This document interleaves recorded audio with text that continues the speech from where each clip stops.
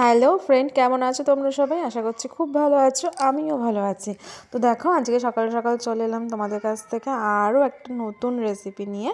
তো সেটা হচ্ছে সয়াবিন, ডিম, আলু, মটরশুঁটি দিয়ে একটা ঝোল বা ওই রসা, যে যেটা বলো, তো সেটাই।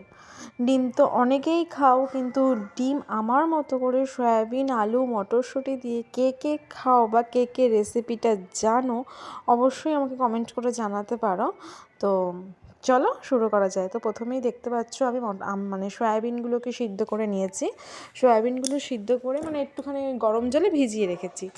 আর এখানে রয়েছে হলো 6টা ডিম।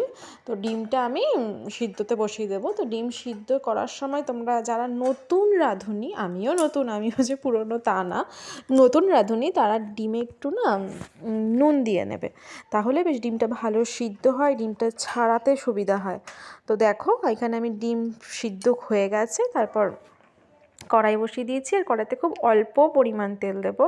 অনেকেরই ধারণা হচ্ছে সয়াবিন রান্না করতে গেলে প্রচুর তো আমার তো উপায় নেই, বেশি তেল দিয়ে রান্না করলে অবশ্যই স্বাদে একটু হেরফের থাকে, কিন্তু বিশ্বাস করো, কম তেলে রান্না করলেও খুব একটা প্রবলেম হয় না। আমার হাজব্যান্ডের কোলেস্ট্রল, তো আমাকে কম তেলে রান্না করতেই হবে, কিন্তু আবার খেতেও হবে।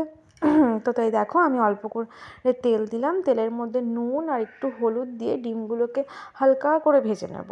তোমরাও চেষ্টা করবে ডিমগুলোকে হালকা করে ভেজে নেওয়ার। ডিমগুলোকে হালকা করে এপিট ওপিট করে ভেজে নেব। আর হ্যাঁ, অবশ্যই কড়াইটাকে খুব ভালো করে গরম করে নেব।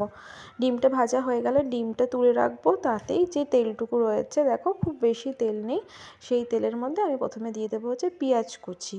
পেঁয়াজ কুচিটাকে দেওয়ার পর সঙ্গে সঙ্গে চেষ্টা করবে একটু নুন দিয়ে দেওয়ার।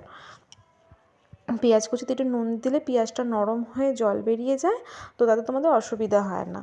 আর গ্যাসের যেহেতু অল্প তেল, তাই গ্যাসের ফ্লেমটাকে না চেষ্টা করবে একদম মানে মিডিয়ামে রাখা, একদম সিমে করবে না, একদম মিডিয়ামে রাখা। আর বললাম না নুন দেবো, তো আগে আমি যেহেতু তেলে একটু নুন দিয়েছিলাম, তাই একদম অল্প করে নুনটা দিলাম।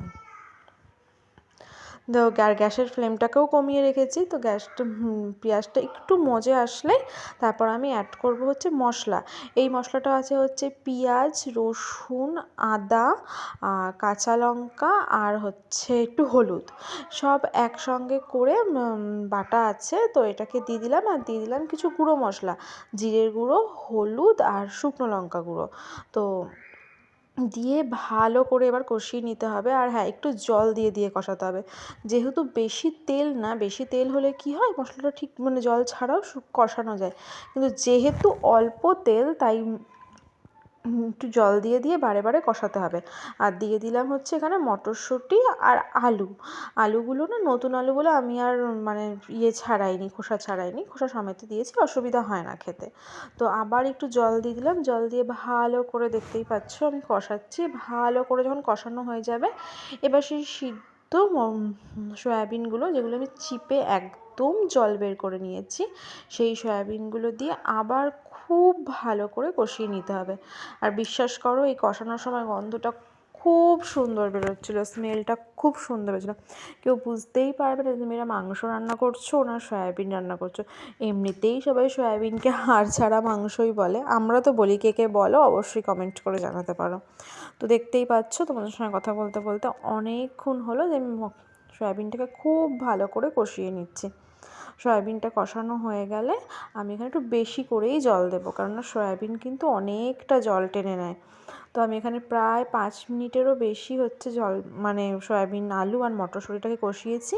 এবার আমি দিয়ে দিলাম হচ্ছে 1 বাটি জল।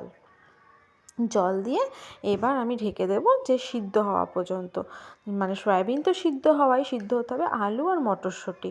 আর আমি দিয়ে দিলাম আর একটু পরিমাণ মতো নুন। তো এই 2বার নুন দিলে আশা করি আমার হয়ে যাবে। এরপর নুন দিয়ে আমি সয়াবিনটাকে ভালো করে ঢেকে দিলাম। দেখো, ঢেকে দেওয়ার পর এখন আমার মনে হয় প্রায় 15 মিনিটও না, 10 মিনিট মতো ঢাকলেই তোমাদের আলুটা সিদ্ধ হয়ে যাবে। নতুন আলু তো একটু সময় লাগে সিদ্ধ হতে। তো আলুটা সিদ্ধ হয়ে যাবে। আলুটা যখন দেখবে যে সিদ্ধ হয়ে গেছে, তখন তোমরা কি করবে, মটরশুঁটি তো সিদ্ধ হয়েই যাবে, মটরশুঁটি তো আলুর আগেই সিদ্ধ হয়ে যায়, তখন তোমরা ডিমগুলোকে দিয়ে দেবে। ডিমগুলোকে দিয়ে প্রায় 5-7 মিনিট মতো একটু ফুটিয়ে নেবে, যাতে ডিমের ভেতরে ঝোল, নুন সব ভালো মতো ঢুকে যায়। তো দেখতেই পাচ্ছ যে আমি ডিমগুলোকেও দিয়ে দিলাম। ডিমগুলোকে দেওয়ার পর ওই জোর 5 থেকে 7 মিনিট মতো আমি খুব ভালো করে ফুটিয়েছি। একদম শেষ পর্যায়ে চলে এসেছি, সেটা হচ্ছে গরম মশলা দিতে হবে।